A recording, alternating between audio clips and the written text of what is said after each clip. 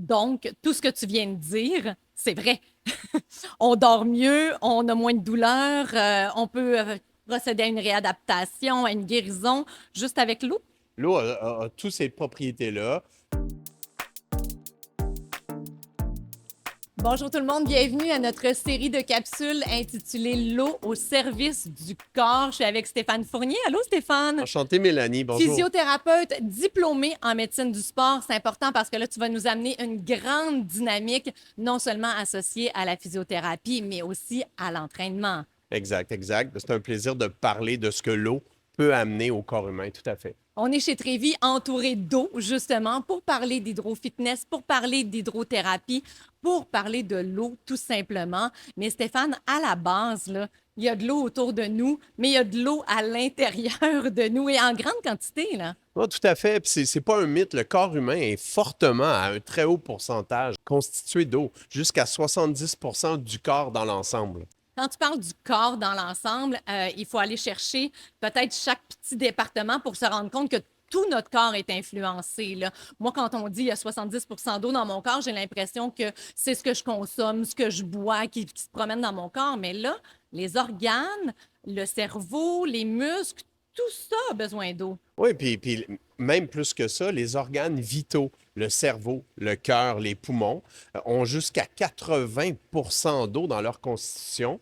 Les muscles, qui nous intéressent peut-être plus là, en physiothérapie et avec l'entraînement, jusqu'à 80 d'eau aussi. Alors, une forte constitution d'eau. On va la chercher où, cette eau-là? C'est l'eau qu'on consomme ou on la fabrique? Elle se retrouve comment dans nos muscles? Ah, tout à fait que c'est beaucoup ce qu'on consomme. On sait que si on est 3 jours, par exemple, 4 jours sans boire d'eau, on peut même aller jusqu'à décéder. Alors, on absorbe de l'eau et puis le corps la distribue, l'absorbe selon ses besoins. Aujourd'hui, on est entouré de facilités avec l'eau, avec les spas, avec les piscines municipales, dans nos cours. Historiquement, on n'a pas toujours été aussi choyé en termes d'installation et pourtant, Ouais. ça fait longtemps que l'eau s'est connue comme étant un bénéfice important pour le corps. On regarde ça dans toutes les civilisations ont utilisé l'eau, autant pour ses vertus thérapeutiques, détente, etc. Les Égyptiens, les Romains, les Grecs, les Vikings, et jusqu'à aujourd'hui, ont utilisé l'eau comme pour toutes ses vertus, tout à fait.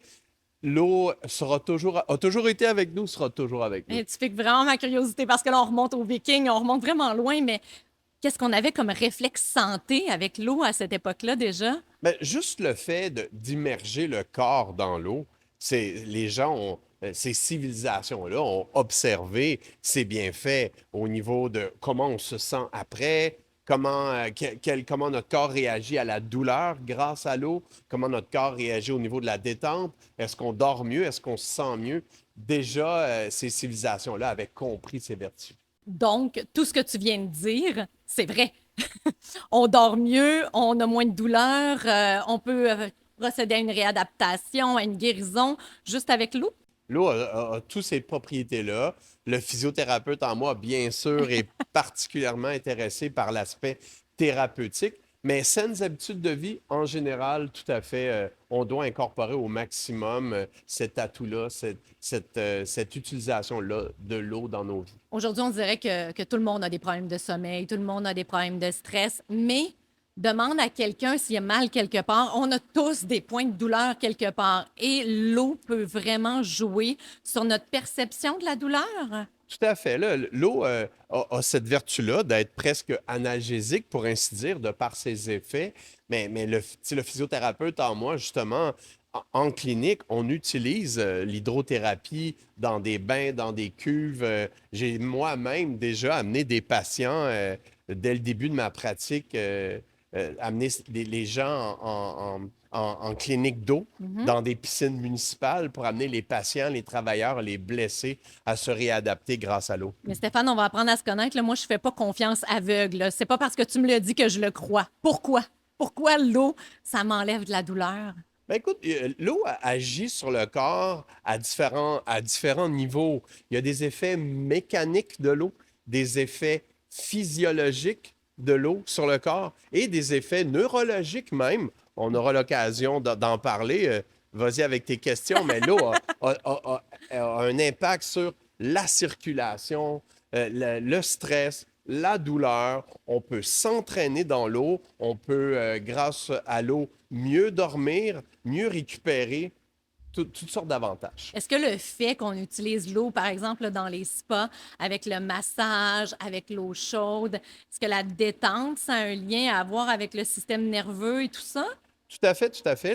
La chaleur a un effet sur la circulation sanguine, hein. Par la vasodilatation, on favorise une augmentation de circulation locale, donc une meilleure oxygénation, mais tout à fait aussi au niveau des douleurs. Il y a tout un concept très, très scientifique là, de comment le corps, par la perception cutanée, arrive à excusez-moi l'anglicisme, là, mais bypasser, contrecarrer les cellules nociceptives de la douleur, de la perception Mhm. cutanée de la douleur. Nos Là, récepteurs, là? ouais, les récepteurs cutanés de la douleur, grâce à l'eau, grâce à la pression, grâce à la température, ces récepteurs-là font comme un effet qui bloque la Hmm. douleur. Alors, ce qu'on appelle la théorie du portillon, qui a été développée dans les années 70 par un Québécois d'ailleurs, M. Melzac, Dr. Melzac. Alors, ces théories-là sont bien démontrées par la science. Et j'ai vu dans nos futures chroniques qu'on va en parler de la théorie du portillon, alors on va s'en garder un peu. J'ai juste une autre question sur la chaleur de l'eau, là. On a parlé du spa, ça pouvait relaxer, mais est-ce qu'on va retrouver une même pression, circulation sanguine, peu importe la température de l'eau, tu sais, dans une piscine à 80 degrés, est-ce que ça fait la même chose? Tu as différents effets thérapeutiques selon la température, OK? tout à fait. Il y a des températures à cibler pour avoir un effet plus thermique, plus vasodilatateur pour Mhm. la circulation sanguine. Et tu as d'autres effets thermiques qu'on va utiliser pour l'entraînement. Si OK. c'est trop chaud, on ne peut pas bien répartir la chaleur, dégager la chaleur du corps. Alors, on va s'entraîner à une température moindre. Hmm. Fait que oui, oui, le jeu de la température est bien important. L'effet du massage que tu Ouais. me parlais par rapport au spa, l'hydromassage est tellement bénéfique pour justement aider à la circulation, aider à la douleur et la pression qu'il y a dans l'eau favorise le retour veineux, favorise le retour lymphatique, tout plein de vertus. Wow, OK. On en a beaucoup à apprendre. J'en ai beaucoup à apprendre. Là, tu as parlé de l'entraînement. J'aime avoir le physiothérapeute ici pour parler de l'entraînement aussi dans l'eau. On n'arrête pas de nous dire à quel point c'est possiblement le meilleur gym, une piscine, hein, pour notre corps avec moins d'impact. Là, on voit apparaître sur le marché des appareils d'hydrofitness là, pour nager sur place, jet à contre-courant, tout ça. Donne-moi ton avis là-dessus. Parle-moi de tout ça. Ben écoute, on m'a approché, hein, les gens de Trévis m'ont approché pour avoir mon opinion de professionnel de la Mhm. santé et de l'entraînement sportif euh, par rapport à cet outil-là. Et effectivement, si on pouvait avoir à la maison une façon d'utiliser les vertus d'entraînement et thérapeutique de l'eau, ça serait génial. Alors, c'est ce que cet outil-là c'est ce qui m'a interpellé. Ouais. Moi, je me suis dit oui, oui, tout à fait. De pouvoir amener ça à la maison va aider à la compliance, hein, à la motivation à poursuivre, va aider au niveau aussi de l'accessibilité de l'entraînement. Excellent. Toi, comme physiothérapeute, là, je le sais, parce que vous êtes tous pareils, là, quand même, comme médecin du sport, etc. C'est sûr que tu donnes une petite liste à tes patients. Fais ça à la maison, puis reviens la semaine prochaine pour t'améliorer. Est-ce que tout le monde le fait? C'est dur, hein? C'est dur de s'autonomiser à la maison, de faire nos choses. Ben, en fait, quand on est mal équipé, quand on n'a pas le petit élastique qu'on nous a... Là, si on nous fournit, si on a un instrument qui facilite cette motivation-là à la maison, pour le physiothérapeute, là, c'est wow, on est ailleurs, là. Dans une de nos chroniques futures, on va se parler de certains outils qui vont aider à la Ah motivation. oui, OK. Un certain outil qui s'appelle Smart, on en reparle plus tard. OK. Mais déjà, de simplement avoir la facilité près de toi.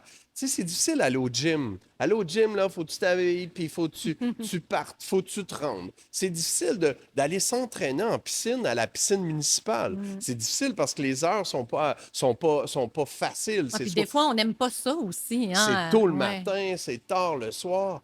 Si on peut avoir à la maison un outil d'entraînement aussi bénéfique, que l'hydrofitness, par exemple, ben, on vient de régler bien des irritants qui nous empêchent de nous entraîner.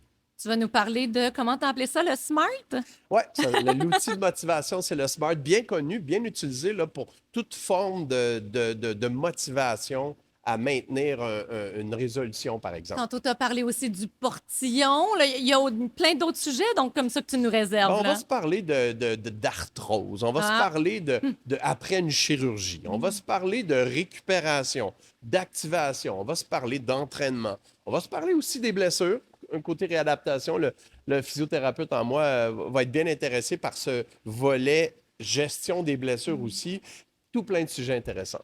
Stéphane Fournier, diplômé en médecine du sport et physiothérapeute depuis plus de 35 ans maintenant. Merci beaucoup pour toutes ces belles informations. Vous l'avez vu, on a plein de beaux rendez-vous qui s'en viennent. Merci d'avoir été avec nous pour l'eau au service du corps. Plaisir.